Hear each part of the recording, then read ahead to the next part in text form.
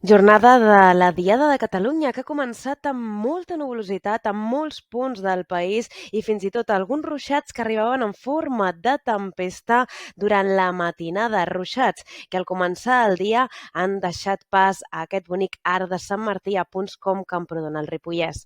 Els ruixats arribaven de matinada fins i tot localment amb tempesta a punts com per exemple la Granadella a les Garrigues, on han acumulat fins a 30 litres i arribaven de forma dispersa en molts punts de Catalunya i anaven avançant de sud a nord durant les primeres hores del dia. De fet, a les imatges del satèl·lit Meteosat ja veiem com aquests núvols es van retirant pel nord de Catalunya i deixaven un matí molt tranquil i molt assolellat durant aquesta diada de l'11 de setembre a Catalunya. Aquesta tarda encara hi ha possibilitat de que es formi alguna nuvolada amb algun ruixat a l'extrem nord-occidental de Catalunya, mentre a la resta hi haurà núvols mitjans i núvols baixos a l'extrem sud de Catalunya. Tot plegat amb temperatures que seran lleugerament més baixes que les que hem tingut aquest cap de setmana.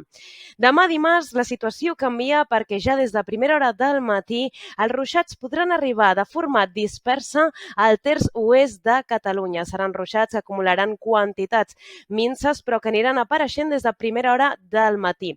La situació canvia també per la tarda perquè aquests ruixats s'extendran a qualsevol punt del territori, fins i tot arribaran amb tempesta especialment a la meitat sud de Catalunya i a l'extrem nord-oriental, on podrien arribar amb aquestes tempestes. I atenció, perquè no només això, sinó que vindran acompanyats d'intensitats que poden superar els 30 litres en mitja hora i puntualment d'algun fenomen de temps violent. Serà una jornada amb ruixats a quasi tot el territori. Tot i això, a partir de dimecres encara quedaran restes d'inestabilitat, sobretot a la zona central de la costa i a les zones de muntanya, on encara es podrien formar algunes nuvolades, una inestabilitat que anirà a la baixa de cara a dijous i divendres, però atenció perquè estem davant d'un altre canvi de temps de cara al cap de setmana, així que la temperatura anirà baixant lleugerament a l'espera d'aquesta lleu pujada de cara a divendres. De moment, això és tot des del Servei Meteorològic de Catalunya.